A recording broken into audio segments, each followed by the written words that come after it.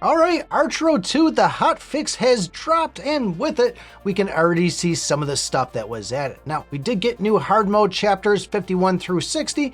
I was going to try to push up to this point, but chapter 33 with this whole dodge on the mob things, this is absolutely killing me and taking forever to drop these things. So don't plan on seeing a chapter 51 video anytime soon, but if you are at that point, you at least have some new chapters to play. But the big one's probably going to be the whole skin visuals and activating the skills with this. And at first, I gotta be honest with you, I was a little bit confused myself. But if you go over to your characters and click on the outfits, you'll now see the one that says morph visuals and activate skills. Now, if you don't know, whenever you go and get an outfit for one of these heroes, it's typically gonna come with a skill.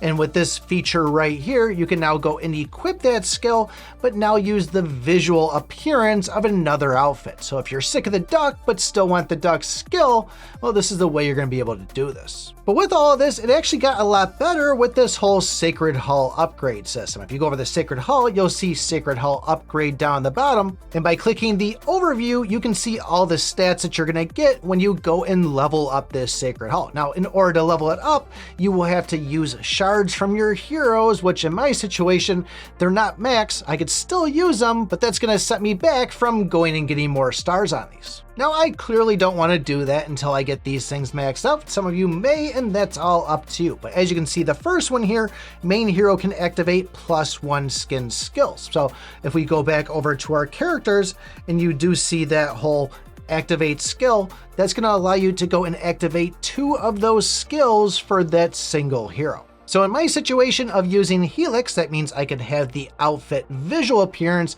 either of the Duck one or the Nyan Slayer, but then I'll be able to slot both of that Berserk skill from the Duck one and even the 4 Wolves from the Nyan one. So clearly you can see this could become pretty powerful as you go and get this Sacred Hull leveled up. Now the next 2 after that, gonna just be some gold, some experience, some scrolls and stuff. Nothing too crazy, but the one after that is going to allow you to use whatever you have in your resonance slot number 2, and now you can have this skin skill of that. So in the situation where I actually had other outfits in the game, then I could use something like, let's say, Ada's skill there of having that chance of making an effect on a critical hit. The next ones after that have to do with energy and then even some gold, but then you get another resonance slot for resonance slot 1. So now you could technically have 4 different active skills from outfits if you actually have them.